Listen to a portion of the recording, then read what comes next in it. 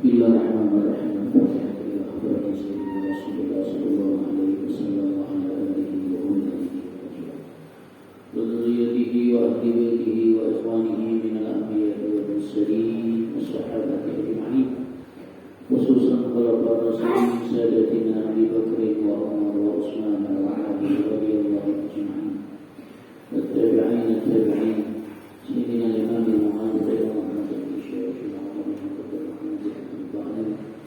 من سادتنا أن يأتيك عليهم من جمع الله عن تبشير إمام الشافعي ومن أحمد بن حنبل وإمام أبو شمس وإمام بن محمد الله شمس بدر إلى كل أصحاب الله بمن دعم على الشيخ أشهد الشيخ ورسول بدر إلى الله ونقص خصوصان مصنف هذا الكتاب صلى الله عليه الشيخ الألامة Syekh Abdullah bin Husain bin Dawud bin Muhammad bin Hashim al-Alawi Allah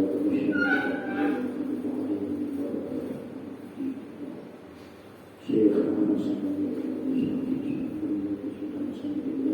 sallallahu alaihi wasallam Imam Nawawi bin Rashid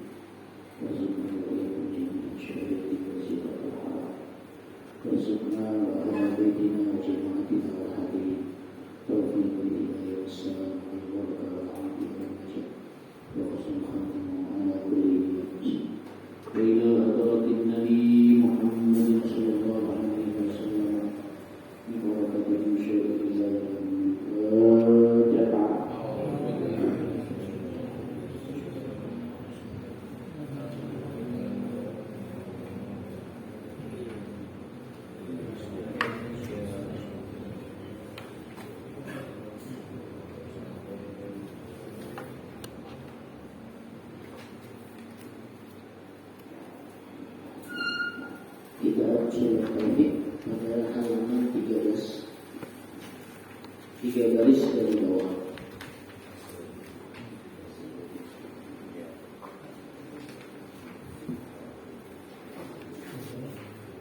Fasl istijab. Kita doakan. Bismillahirrahmanirrahim. Fasl yajibu al-istinjab min kulli rabbin kharijin min as-sabilaini ghayra al-ghani ila ayyakhura al-mahallu aw bi muslihi li salasi sahatin aw aqsara ila ayyakhura al-mahallu wa in baqiya bil ghalibin qahirin jahidin ghayra muhtamin min ghairi intiqalin wa qabla jawabin. Wallahu a'lam. Bismillahirrahmanirrahim. Wa la syukur muslimin wa Allah ta'ala wa adana qawlihi wa bi barakati 'alumihi wa bi qadarihi amin. Qala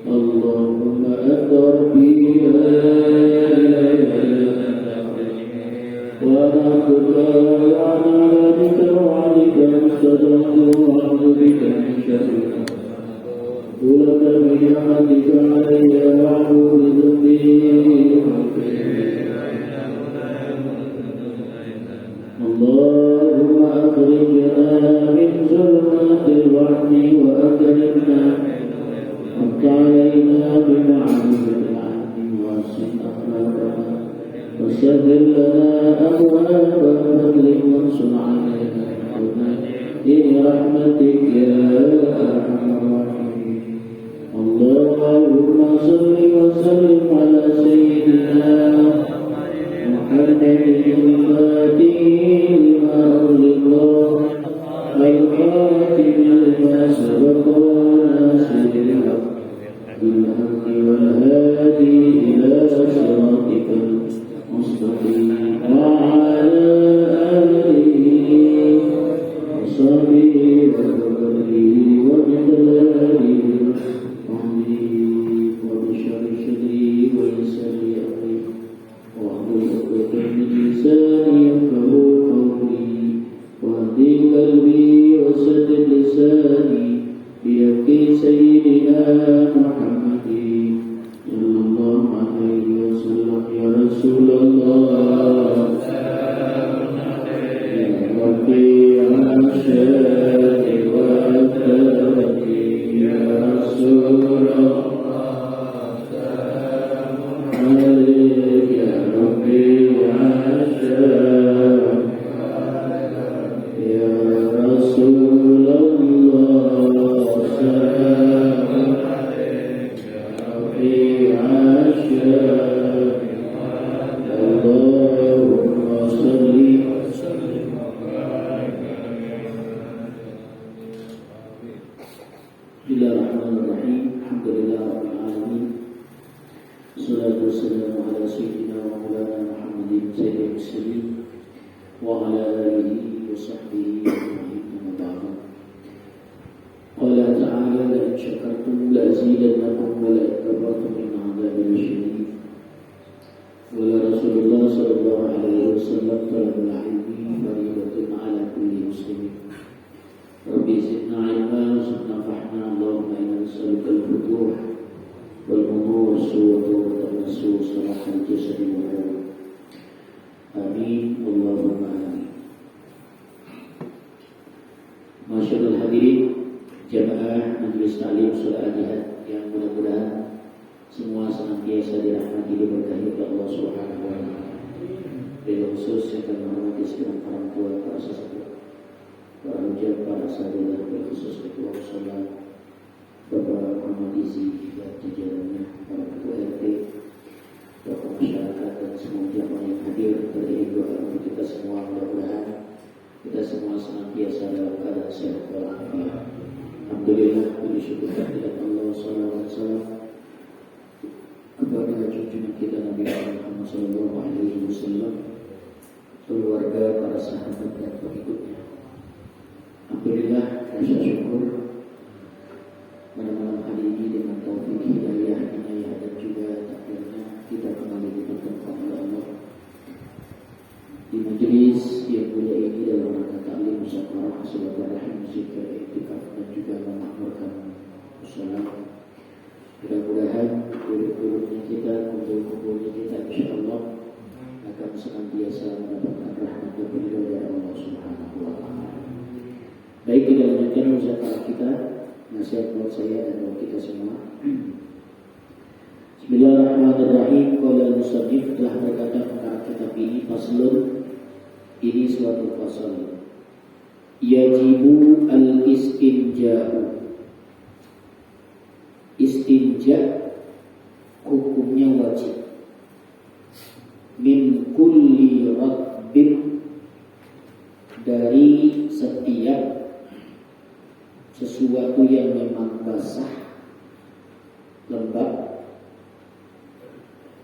kharijin, yang keluar, minas sabilaini, dari kedua jalan, baik jalan depan, kubul maupun jalan belakang juga.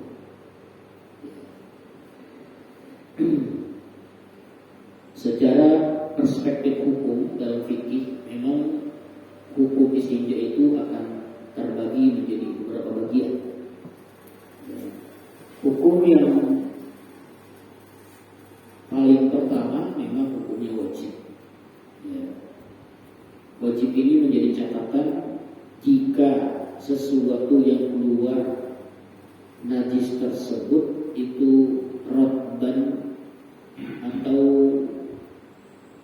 mulawwasan, basah-basah, becek-becek ataupun lembab dan sebagainya, itu hukumnya menjadi wajib. Kemudian yang kedua bisa jadi menjadi sunnah atau mandub. Bila mana najis yang keluar atau sesuatu yang keluar dari dubur ataupun kubul itu adalah sesuatu yang kering, kotorannya najisnya nggak nempel, nggak kepet, maksudnya dia ya, maaf ya, nggak nempel ke yang lain gitu, nggak melebar deh, gitu kan ya. Jadi kering itu memang tidak menimbulkan efek kotor ke sekitar bubur ataupun kubur. Ya. Contoh, kalau memang kayak itu kering sekali gitu, itu sunnah jadi. Ya. Karena secara fikih bahwa dia tidak berpotensi untuk menyebar kotoran itu ke sisi-sisi yang lain, atau yang keluar misalnya ulang, contoh kermiang misalnya gitu ya, atau apalah gitu kan ya, gitu keluar tak gitu kan ya, itu sunnah. Ya, bisa jadi yang keluar koin, hal itu dalam koin yang kecil, atau kita lagi gigit koin kemudian keluar, atau gundu, bisa jadi kan gundu ya. Sekarang bahkan para pengedar yang profesional itu memang barang narkobanya itu diselundupkan melalui dubur atau melalui kemaluan perempuan. Ya. Jadi saking hebatnya mereka, tapi tetap ketahuan di bandara. Karena scanner itu memang memfoto ya semua yang memang masuk melalui jaringan audit tersebut. Ya. Kemudian bisa juga hukumnya menjadi mubah. Ya. Yang bagaimana? Istinja minal arrohi. Kalau memang hanya sekedar membersihkannya istinja itu dari kotoran yang sifatnya keringat-keringat saja. Jadi kayak kita mungkin kurang-kurang enaknya gitu kan ya. Kayak ada lembab-lembab gitu. Itu sekedar mubah-mubah saja. Bahkan bisa menjadi makruh ketika memang kentut kemudian dicebokin. Gitu kan ya. Jadi kentut itu gak perlu dicebok. Kita jarang sih kentut cebok ya. Ya dalam tinjauan fikih memang makruh gitu kan ya. Cebok dari kentut. Boleh tapi makruh. Atau bisa jadi hukum yang paling ini adalah bahwa cebok itu menjadi haram tapi sah bila mana memang ceboknya itu airnya boleh keluar. Airnya boleh secara hukum fikih sah, tapi air colongannya diharam. Jadi haram sah. sah dia secara fikih karena dia pakai air bersih. Tapi haramnya itu karena boleh nyolong. Atau bisa jadi menjadi haram tapi tidak sah. Gitu kan ya. Yang bagaimana? Bila mana memang dia istinjanya itu menggunakan sesuatu yang memang diharamkan atau sesuatu yang memang dimuliakan secara fikih, secara hukum. Ya. Contoh, gitu kan ya. Misalnya dia cebok pakai duit 100 ribuan. Bisa ini kan contoh fikih aja, gitu kan ya. Saking kayanya dia, gitu kan ya. Karena duit itu sebenarnya pertama diharapkan, kedua duit itu nggak resep sebenarnya. Ini ada licin-licinnya. Ya, nanti kita akan bicara bagaimana kalau konteksnya konteks tisu, gitu kan ya. Jadi kalau bicara toharah ini menjadi satu hal yang sangat penting sebenarnya dalam konteks fikih. Ya. Karena semua dimulai dari bersih. Semua akan dimulai dari suci. Kalau tidak suci, maka tidak bisa melakukan ibadah. Atau ibadah yang dilakukan menjadi tidak sah. Ya, makanya dalam kitab-kitab fikih, setelah bicara akidah, biasanya akan bicara tentang toharah. Makanya terkenal sekali kalimat ya at-tahuru syatrul iman. Ya, kebersihan itu adalah iman, sebagian daripada iman. Atau yang biasa kita dengar kalimatnya adalah an-nazafatu minal iman. Bahwa kebersihan adalah bagian daripada iman. Jangan sampai ada orang yang tidak bisa bersuci, ya, tidak bisa bersih. Istinja kalau dalam bahasa kampung biasa kita sebut nih, bahasanya cebok. Ya, bahasanya adalah cebok. Gitu. Kalau bahasa fikih namanya qatul azan, ya, atau tolabun nazafah. Ya, dia menghilangkan sesuatu kotoran. Ya, kalau dalam istilah syar'inya itu menghilangkan sesuatu yang keluar dari dua jalan, ya, yang najis, yang basah, yang keluar dari farji, gitu kan, ya, dengan air ataupun dengan batu.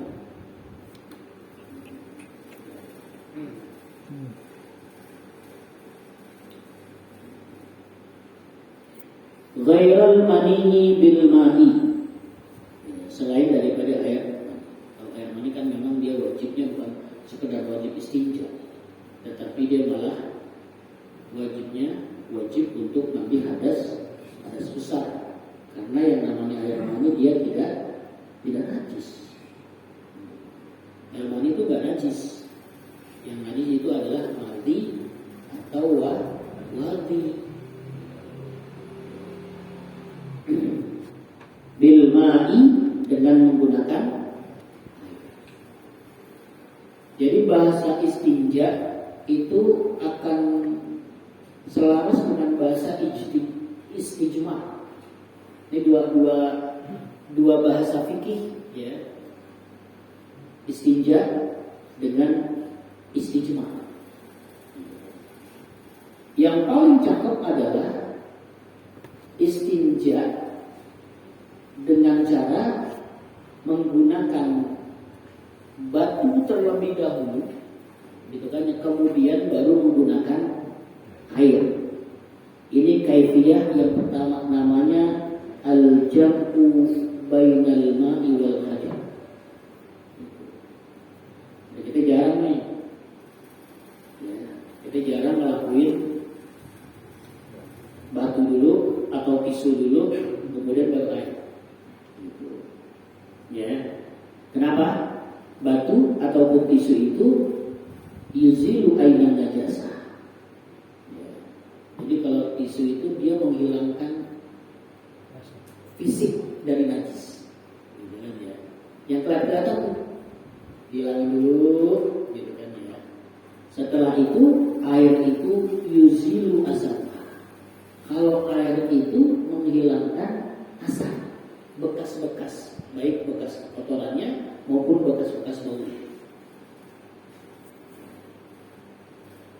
Atau kita ambil cara kedua, ya, istinja bil ma. Istinja bil ma, istinja yang memang dilakukan hanya dengan menggunakan air yang biasa dilaksanakan. Atau kita bisa juga mengambil yang ketiga, ya, yaitu bil hajari, dengan menggunakan batu. Kalau di bahasa dulu batu ya, cuman bahasa sekarang identik dengan tisu kalau menurut saya, ya, karena batu susah dicari, ya, gampang cari batu, nggak dapat kita, ya, di rumah nggak dapat, di hotel nggak dapat batu, ya. Nah kalau yang tadi pertama itu air dan batu atau air dan tisu, itu namanya istinja atau dengan air saja. Tapi kalau dengan batu atau dengan tisu saja namanya istijmar. Namanya istijmar. Ya. Walaupun ada air, kita nggak pakai air boleh, sah secara hukum fikih. Ada airnya, kita nggak pakai itu air, kita mau pakai tisu saja, boleh, asal sesuai dengan ketentuannya. Itu bicara fikih cukup panjang, nanti kita bicara itu. Ya. Jadi itu ila ayyadhurul mahallu, ya, sampai menjadi bersih tempat keluarnya kotoran tersebut.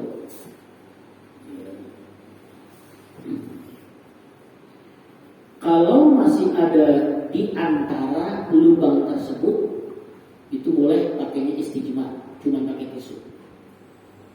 Tapi kalau sudah bercecer kemana-mana, itu tidak boleh dengan tisu, wajib dengan air. Itu salah satu syaratnya begitu. Jadi banyak beberapa syaratnya, ya. Au bimashihi bisalasi masahat, atau bisa juga tidak menggunakan air tetapi diusap, ya, dengan 3 kali usapan. Ya, yang jelas ini akan terkait dengan istijmar. Ya, saya ingin menegaskan kepada kita semua bahwa konteks zaman ini sudah sangat modern. Ya, jadi kita nggak perlu bingung nih kalau pergi kemana-mana. Ya, fikih sudah lebih canggih dari zaman. Dia sudah akan menyesuaikan dengan konteks yang jauh. Jadi fikih itu akan bicara sesuatu yang muskilah. Dulu sudah bicara yang muskilah. Muskilah itu bagaimana sesuatu yang sebenarnya tidak terpikir oleh nalar kita, tetapi sudah dibicarakan oleh fikih. Salah satunya adalah istijmar ini. Istijmar atau dengan cara menggunakan tisu.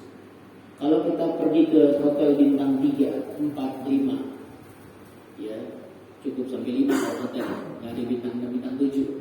Kalau bintang 7 pusing. 7 pusing. Ya, kalau kita sudah masuk ke hotel bintang 3, 4, 5, itu rata-rata kering, sudah tidak menggunakan air. Ya, di toilet itu sudah tidak. Karena apa? Memang diposisikan oleh mereka tidak boleh dibecek-becek di ubin. Gitu. Jadi jangan cari gayung. Jangan kebingungan cari gayung, cari keran, gitu kan. Memang nggak ada. Tidak disediakan. Hanya menempel tisu saja. Ya, disitulah kita perlu punya wawasan yang memang cukup untuk mengantisipasi bahwa ketika kita pergi kemana-mana kita bisa enjoy. Ya memang harus siap ada sebuah perubahan. Dalam arti ketika memang kita nggak pakai air, kita harus berubah dengan pakai tisu. Ya walaupun rada-rada kepet-kepet dikit gitu jalannya. Karena menurut kita kurang-kurangnya banget gitu ya, tapi tetap harus seperti itu, gitu kan ya. Ya. Dan terkadang WC toilet yang memang disediakan di mana di hotel itu kita di servisnya bukan kita yang cebok, tetapi memang kita dicebokin.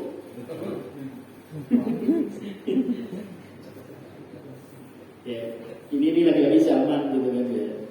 Jadi kalau kita nongkrong nih, gitu kan, kita cukup pencet tombol sebelah kanan, gitu kan. Itu dari bawah toilet itu akan menyembur persis ke lubang dubur kita, gitu kan. Persis tuh, ya. Semakin kita putar atau semakin kita pencet itu tendangnya akan semakin tendang, gitu kan. Gitu. Jadi kita nggak perlu tangan kita nyebok.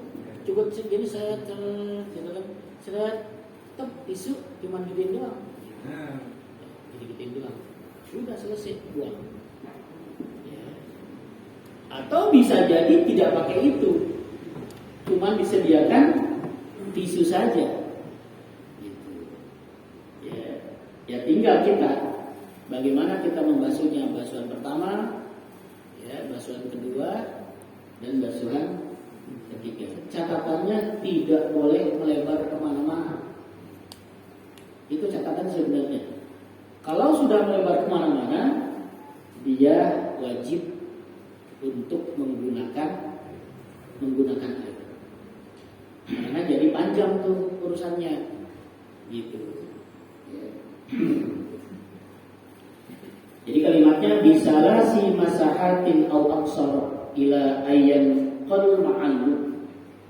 Ya, dibasuh dengan 3 kali basuhan, ya, atau lebih dari 3 basuhan bila memungkinkan, tidak bersih 3 kali basuhan. Kita boleh lebih, boleh 4. Tisu kan banyak ya. Kita boleh pakai berapa saja sih, yang penting kita sampai yakin. Tapi jangan dihabisin siang orang setelah kita nanti. Ya. Yang repot kan ketika kita buang air udah kering, tisu kan gak ada. Ya, gitu. Itu kepet beneran tuh. Ya udah gak ada air, gak ada tisu, gak ada apa-apa. Ya. Tapi biasanya sih kalau di hotel itu sudah memang selalu ada pengawas yang mengamati. Ya. Wa in baqiyal asar. Ya. Jangan sampai nanti masih ada bekas-bekas yang memang berceceran kemana-mana. Ya. Nah, di sini kalimatnya biqaliin, dengan sesuatu yang memang bisa menyerap. Jadi kalau kaca kontennya tidak boleh, ya, kaca tidak boleh, atau daun yang licin, atau juga tulang, itu nggak bisa. Tapi kalau kayu itu menyerap, batu juga menyerap kasar, gitu kan ya, menyerap dan kasar. Tapi kalau yang licin kaca itu tidak boleh, dikalis bahasanya. Jadi ya dengan sesuatu yang memang bisa menyerap air. Kalau tisu basah itu tidak boleh. Gitu. Karena tisu basah itu tidak jelas. Air bukan, tisu bukan. Gitu. Ya. Jadi gak jelas tuh kalau tisu basah. Tisu basah digunakan hanya sekedar untuk membersihkan saja, tetapi bukan istinja. Jadi istinja itu ya memang dengan sesuatu yang memang kering, gitu kan, yang bisa menyerap. Ya, bukan sesuatu yang memang basah. Ya kalau tisu basah kan sifatnya kan basah kan ya. Jadi kalau kita peperin terus serat, dia nanti ada lembab-lembab cairan yang memang menyisakan di tangan kita, itu najis. Itu jadi najis. Ya. Kan jadi lembab-lembab gitu kan, ya, akan jadi sisa-sisa. Tapi kalau tisu kering memang dia menyerap dan setelah itu kering, nggak ada lagi.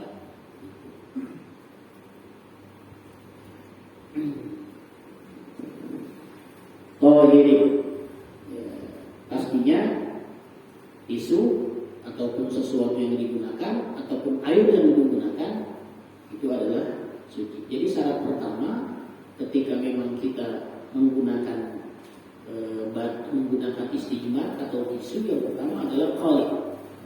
Qali ini sesuatu yang kering dan merah, bukan sesuatu yang licin. Ya, kalau yang licin nggak boleh.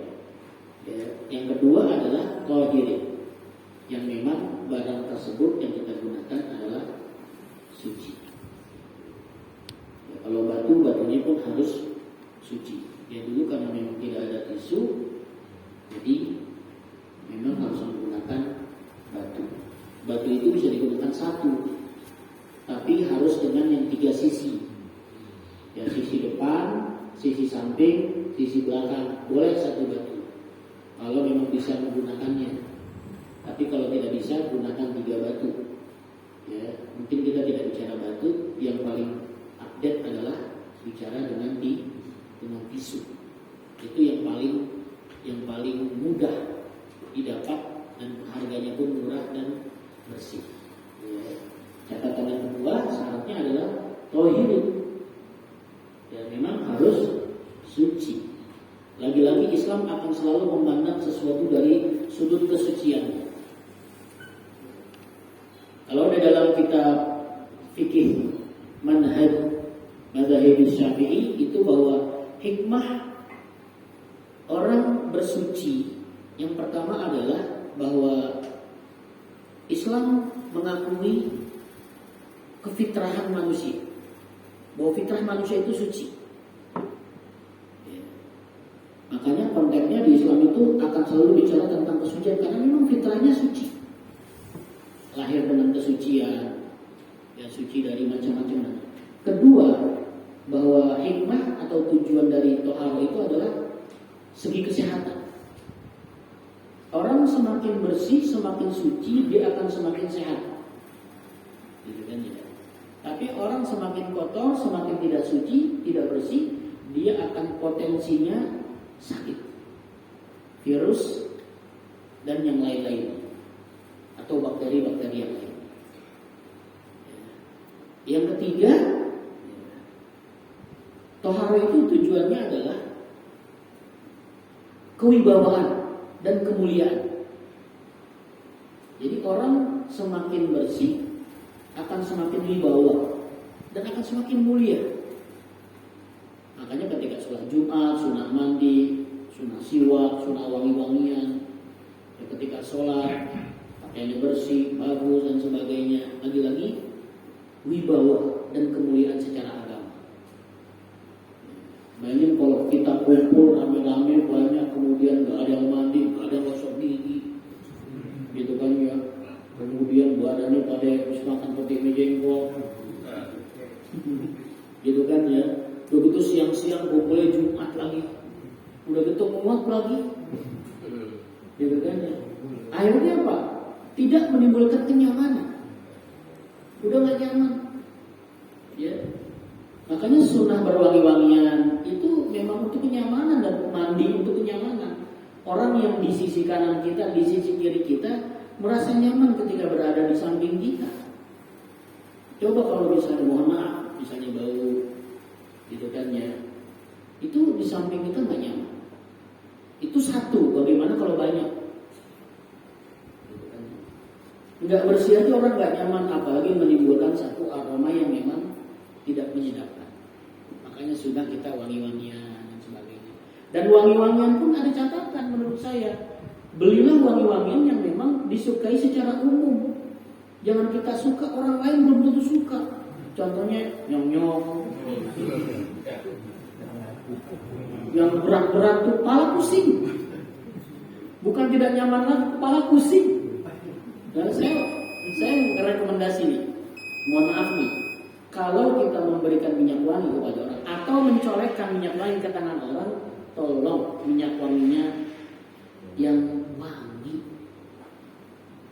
Kenapa? Bisa diomelin di rumah. Beneran. Ya saya Kalau saya udah kayak gini nih, waduh, berat nih. Udah, saya nggak bakal pemper di mana, di baju, nggak bakal pemper di yang lain. Saya akan lapis. Kenapa? Ya, lagi-lagi pengaruhnya ke orang lain, ke istri, ke keluarga, ke yang cium tangan.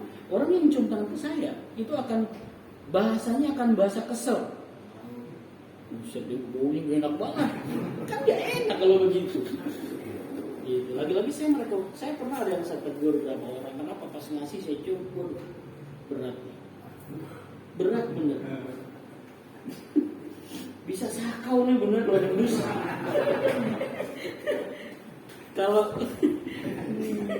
Kalau yang lem tuh enak tuh disium, makanya jadi sakau orang. Gitu. Kalau ini bukan sakau lagi bisa pingsan. Gitu. Ya Allah, ini lagi-lagi catatannya. Walaupun minyak wangi, tetapi jangan sampai minyak wangi itu menimbulkan aroma yang membuat orang tidak nyaman, apalagi pusing. Bila yang enak-enak, nggak apa-apa mahal. Nggak apa-apa mahal. Gitu kan. Ya, saya selalu beli yang memang wangi dan cukup lumayan mahal. Gitu kan ya. Karena lagi-lagi kenyamanan saya, isi, keluar, jamaah dan yang lainnya. Gitu kan ya. Beli atau yang badan yang ini. Ya lagi-lagi itu punya kemuliaan, kewibawaan. Semakin bersih orang semakin senang. Tapi kalau udah gak senang dia orang dekat kayak kagak mau lagi. Gitu. Ya. Nah yang keempat bahwa hikmah toharoh itu adalah mempersiapkan diri yang terbaik kepada Allah. Makanya ayatnya jelas tuh. Idza qumtum ila shalah faghsilu wujuhakum wa aydiyakum. Itu kita diajarkan buat wudu. Kenapa? Mau menghadap Allah bersih. Jangan sampai menghadap Allah tidak bersih. Makanya haram orang nggak wudu. Atau dia kentut sholat haram dia. Bukan malah berpahala, malah jadi dosa.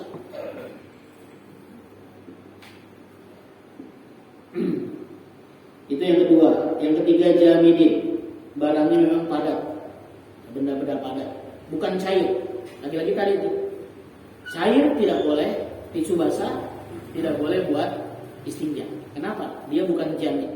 Bukan barang yang memang dianggap barang yang padat. Tetapi padatnya dia ada cairan-cairan yang bisa menjadikan kotoran-kotoran itu bisa berpotensi menyebar ke tempat lain yang jadi najis. Kemudian yang keempat, ghairi jamidin.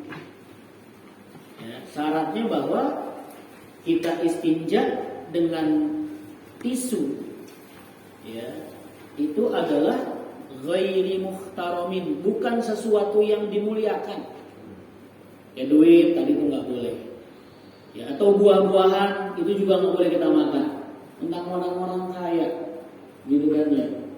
Dia tidak pakai anggur. Ya pakai salak sekalian. Obes deh. Ya nggak boleh. Ya nggak boleh pakai sesuatu yang memang dianggap mulia. Bahkan khilaful aula yang lebih tidak boleh lagi dalam hukum yang tadi itu yang saya bacakan ada 5 ya, ada wajib, ada haram, ada ini. Pakai air zam-zam. Itu air zam-zam sebenarnya khilaful aula, tidak diperbolehkan kita istinja pakai air zam-zam. Mentang-mentang lagi di Mekah. Buat cebok. Kenapa? Lagi-lagi itu tidak memuliakan air zam-zamnya. Ya, bukan soal cairnya, tetapi zam-zam ini adalah sesuatu yang memang dianggap hal yang mulia. Air yang paling mulia air zam-zam setelah air yang keluar dari tangan Nabi. Tangan Nabi udah gak keluar air lagi karena Nabi udah gak ada. Dulu pertama waktu Nabi ada, itu air yang paling mulia adalah air yang naba'a min yadi Nabi Muhammad. Tangan yang keluar dari Nabi itu air yang paling mulia. Ketika sahabat kehausan, pada nyari, nanya sama Nabi, udah gak ada air lagi ya Rasul. Nabi cuma menyebutkan tangannya, keluar tangannya kayak kerang. Oh, gitu. Sampai semuanya diisi semuanya, penuh semuanya, selesai air Nabi. Yang kedua itu air zam-zam. Zam-zam kalimatnya 5 syuribalahu. Air zam-zam itu buat apa yang diniatkan oleh kita. Makanya berkah air zam-zam. Allahumma inna nas'aluka ilman nafi'an wa rizqan halalan wa amalan mutaqabbalan. Bismillahirrahmanirrahim. pokoknya niat apa?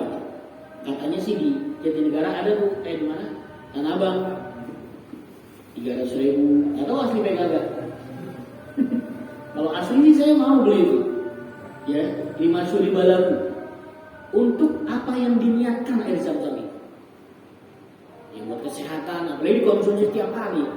Ya korma saja jadi obat kalau kita konsumsi, apalagi air zam-zam. Kalau ada boleh yang asli tapinya.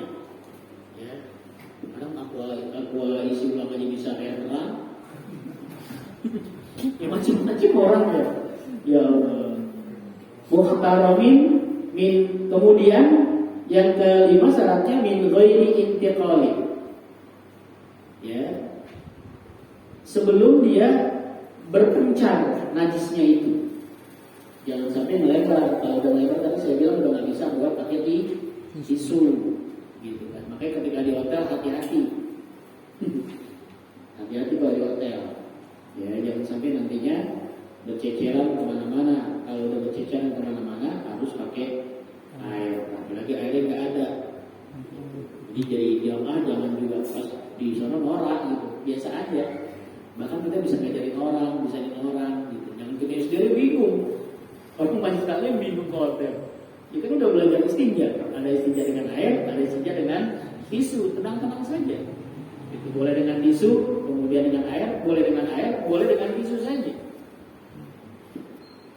Kemudian qabla jafafin. Syarat yang keenam bahwa kotoran yang memang kita akan bersihkan dengan tisu belum kering. Kalau udah kering susah tisu bersihinnya. Lagi batu lawan batu. Kering lawan kering.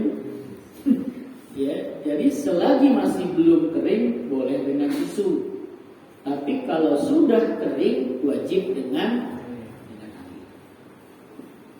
Jadi ini konteks yang memang dipersiapkan buat dunia modern supaya orang tidak bingung ketika dia beristinja walaupun dalam posisi yang memang sangat menyulitkan. Kalau udah nggak ada apa-apa, itu lain lagi bicaranya. Itu bicara darurat.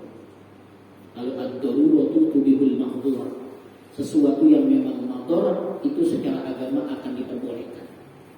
Makan bangkai boleh, minum khamar kalau memang udah nggak ada air, kita kehausan mau mati boleh.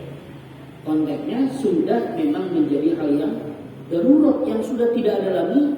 Kalau kita tidak menggunakan itu, kita bisa masyarakat dan bisa mati. Itu diperbolehkan. Tapi kalau dalam keadaan normal atau sesuatu yang biasa, maka kita wajib menggunakan situasi fikih sesuai dengan kondisi yang ada. Faslun wallahu a'lam. Subhanallahumma la ilaha illa anta astaghfiruka wa atubu ilaik. Ada banyak mungkin? Ya, Pak.